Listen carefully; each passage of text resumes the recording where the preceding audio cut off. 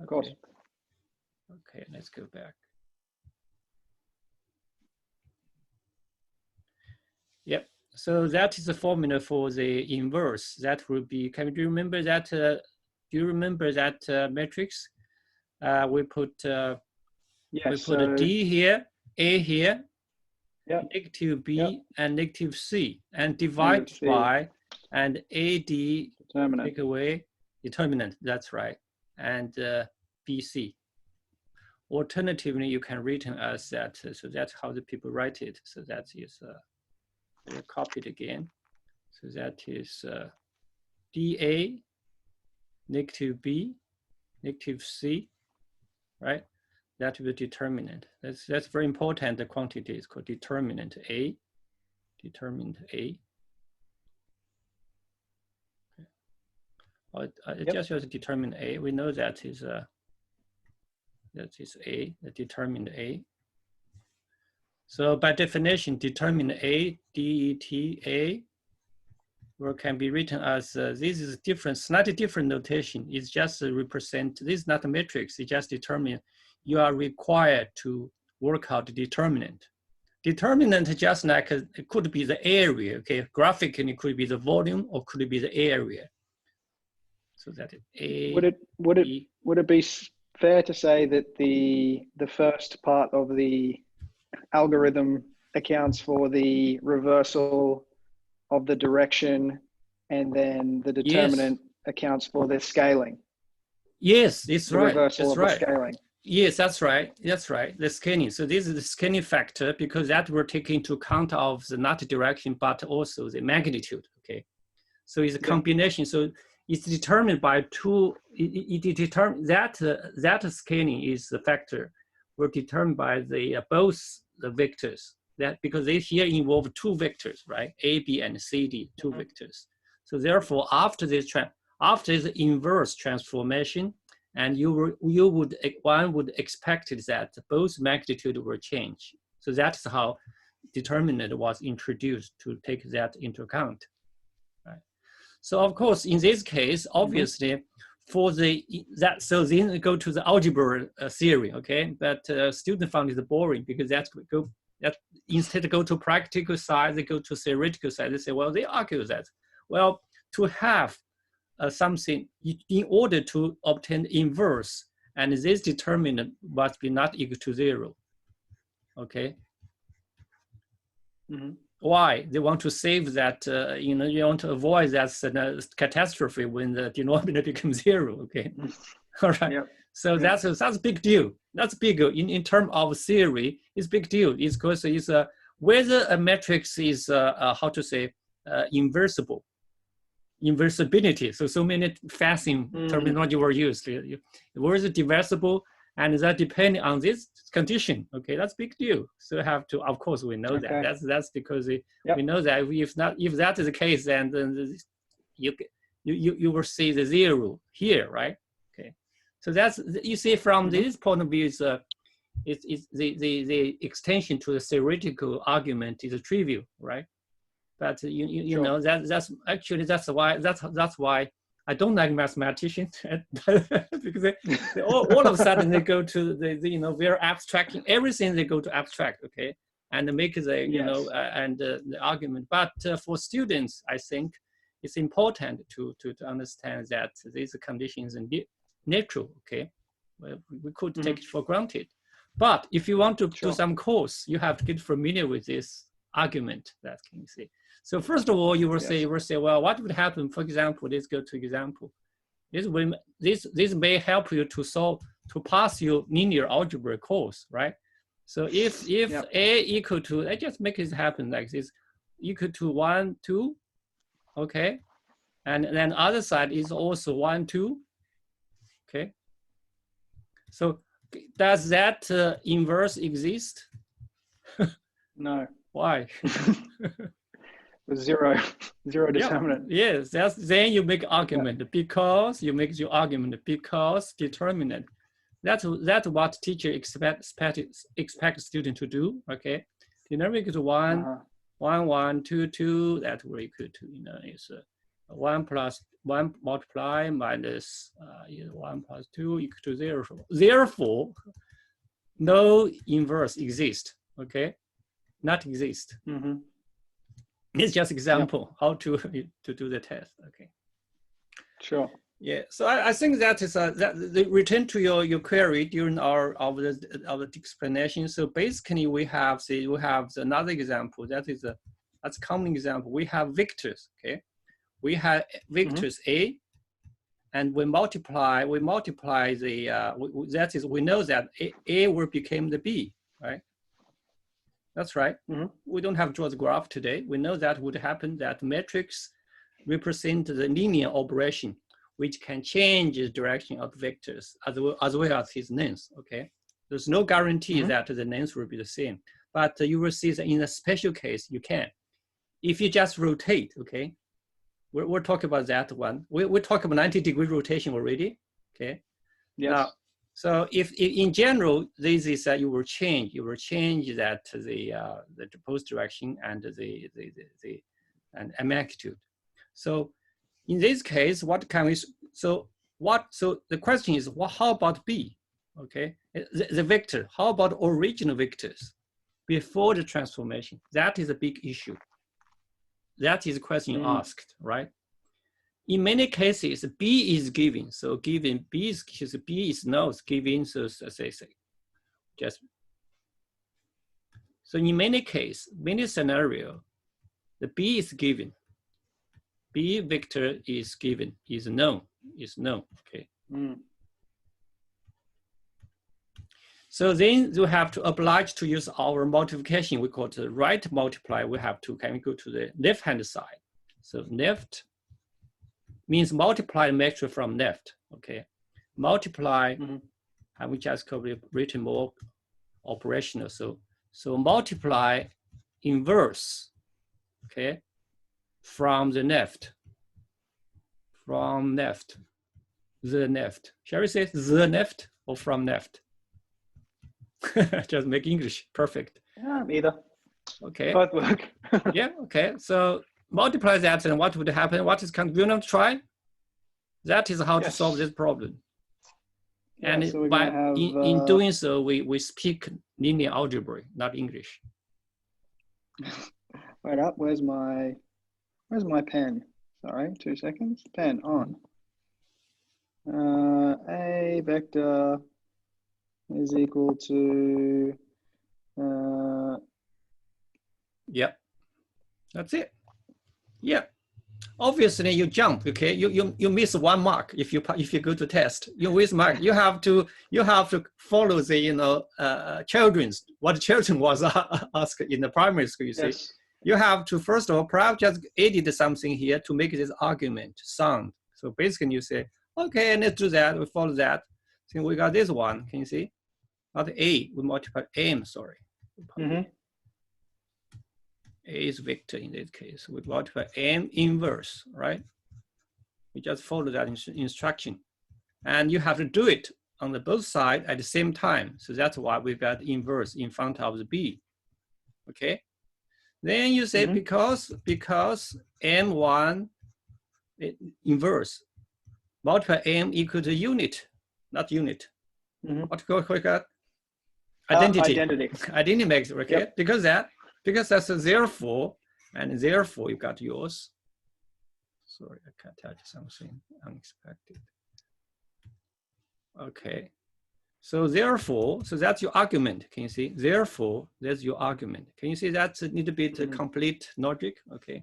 Yes. I know it's so simple, but you see, sometimes they can make story, too complicated by using, 3 by 3 or 4 by 4. Okay. Yes. It's the same. The idea is the same. I just say the same. Okay. So that is exactly why we need formula. So that is why we need a formula to solve for the given matrix. This is a general formula.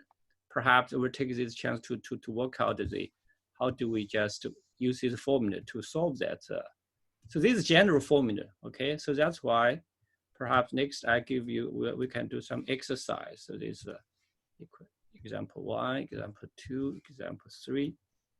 Let's just use this formula, okay, to see what's happened. So So say what is the matrix? So the matrix here. So we have say any matrix can be called C. C equal to. I put some number here. We put the 2, 1, 3, 1, negative 1, 2. Okay, can you find the inverse by use the formula? Yes. As in using the formula yeah, here, that's formula. Yeah, up the using top. formula. Yeah. Yep. Sure. That would be C. Oops, C negative 1 equals 2, 3, 1, negative 1. Yeah. Divided by 3 by 2, take negative 1 by 1. Good, good. Yeah. Yep. Okay. Yep. So what is factor? What is yeah? Sorry, the factor is going to be 6 minus 6 plus 1 is 7. Yep. So it's going to be 2, 1, negative 1, 3 over 7. Yep. And to get the complete answer, you can distribute or expand into the vector that people expect you to do. Oh, you see that? Yep. So that's just like you factorize Yep. that 7. You put the factor, the common factor, back to each term, and that will give the perfect answer. Okay. Simple, right? Yep. Yep. That's it. So it's a big deal. We have done a lot of things. So perhaps today we can move to the eigenvalue. Do you agree? Yes. So what is eigenvalue? So exciting. Yeah, eigenvalue and vector. This is eigenvalue. Eigenvalue.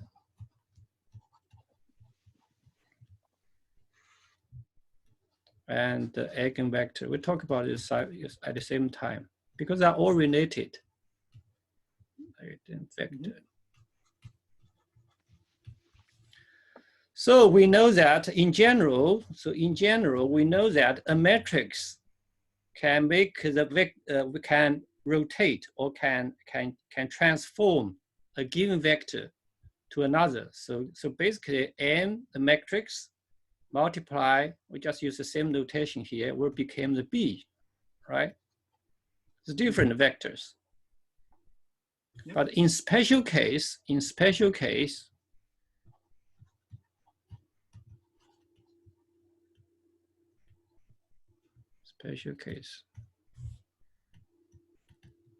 then we are lucky. If we are lucky, we will encounter something like this. A will equal to, say, the lambda, the constant, okay? A constant multiply A itself. So if I draw the graph, and that will help you to understand what is eigenvalue and what are the eigenvectors. So basically, in this case, if you have, this is just given set. Okay, this is a basis. We're choosing with the basis, and in this case, in this special case, you will see that the change. So you will see that. So the A is vector here. A is vector here. In a special case, you will see special case. The vector, the other vector, can we just use different colors? Can we use the red one? So basically, the B vectors. Normally, B vector could be anywhere. Can you see? Depending on what the M is. But in this special case, the B will be here. Can you see? Parallel. Yes. Either parallel or anti-parallel. It's called anti-parallel. You see. So in either case, can we just do this one? Can we just make sure this? Can we just do this opposite? Doesn't matter. It could be this called anti-parallel or parallel. In this case, you will see that they are on the same straight line. See, if you want to draw the straight line, they are straight lines. So in this case, in this particular case, the B equal to lambda A is parallel to A. Do you agree? parallel or anti-parallel, depend, okay, depend. So so basically if your lambda is a positive number, and that should be parallel. You see, we use the geometry again, okay? We're back to geometry. Mm-hmm. And if lambda is a negative number, that is anti-parallel. Mm-hmm. Anti-parallel. Of course, it's a special. How about m equal to 0? It's the same, okay? It's just on the same line. So on the same line. In both cases, they are all on the same line, right? On the same line, determined by A. So that is something very interesting. In other words, this transformation only changes the magnitude of that vectors, okay? So that is why, so therefore they have proper definition. So the definition comes, so the definition. So they have lambda, so basically, so if there's a lambda, so if you use lambda and the chemical, in general, can we use X as vector, the capital X. So lambda is used as called eigenvalue. This is called eigenvalue. That is definition, eigenvalue. And X, the vectors, is called eigenvectors. So how far have you gone in the past when you told me you haven't heard or you have used these two concepts? I have heard of them. I have not gone very far. The only other thing the only other kind of intuition I would have is because they're easy to work with, eigenvalues and eigenvectors, the point of a transformation can be to find an eigenbasis to make things easier. That's right.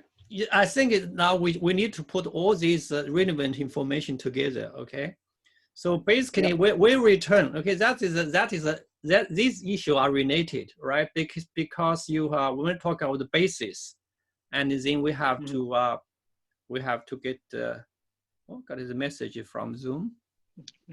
Just sorry, that's okay. It's okay. About 10 minutes time we can resume it. Okay.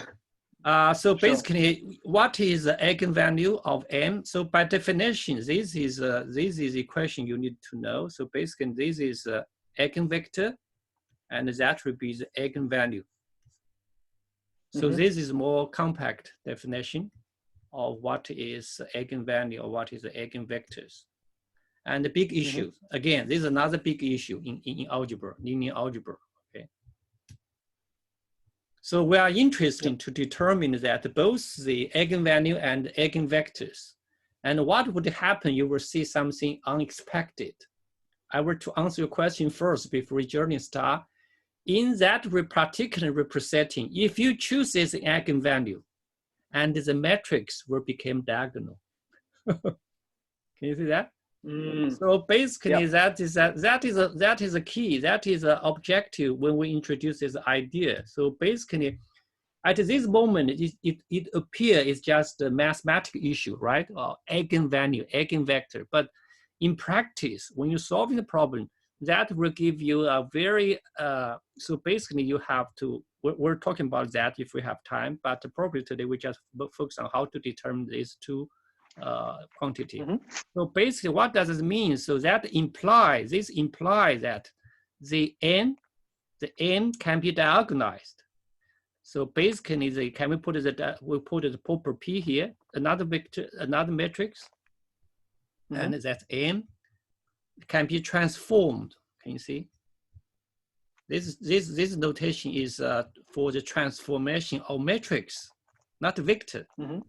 And that will become diagonal matrix. D for diagonal, D for diagonal, diagonal. So in other words, D is this is very handy because D is diagonal. If it's 2 by 2, so D is diagonal. Can you see that D is diagonal? So for example, I go to example. For example, 1 and -2. Can you see that? A diagonal matrix is much simpler than the matrix because the matrix got non-zero elements everywhere. However, for diagonal matrix, the non-zero only appear in these diagonal positions. So that's very important, see? So if you are looking for transformation, you probably will end up with very complicated, you know, the 2 by 2 or 3 by 3 or n by n. Then n by n, you got how many elements? N multiply n, right? So 2 by 2 is 4, 3 by 3 is 7. And oh, by the way, Einstein's formula for general relativity, they got 4 by 4 elements. So all by 4 by 4 elements, 4 by 4. So therefore, Einstein's equation, they only have one equation, but that implies there are 16 equations. Okay. You see that? Yep. So in both math and theoretical physics, people are trying to use more compact notation. Obviously, if you can diagonal Einstein's matrix, right, to diagonal, then the number was significantly reduced. Okay. Right. So number was significantly. So it is a linear formula, though. Einstein's equation.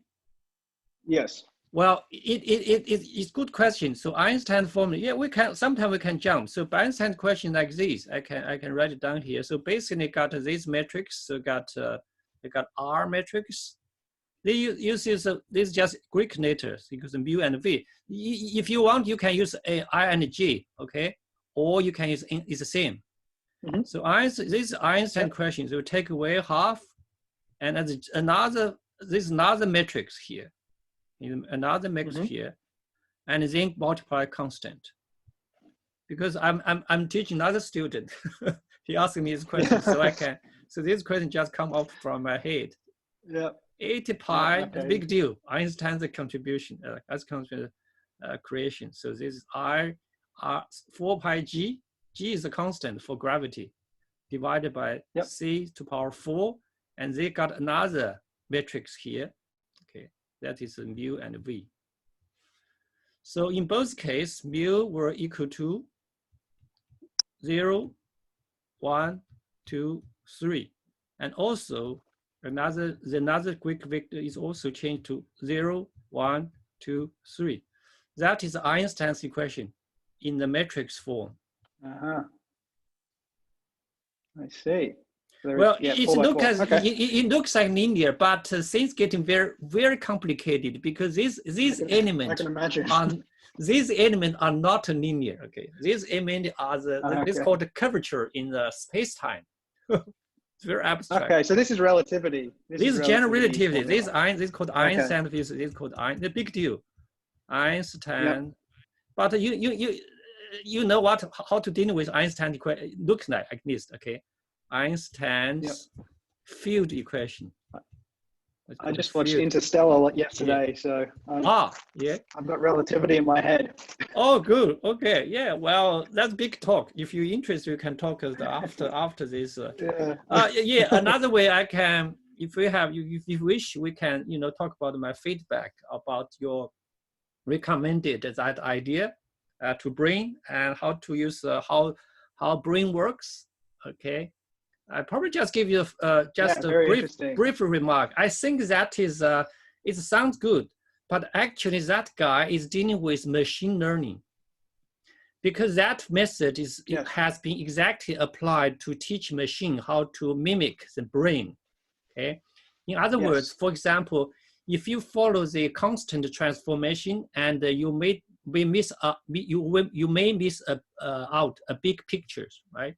For example, for the pattern recognition, for example, if you face a shadow, you choose a circle. It could be the apple. It could be anything. But now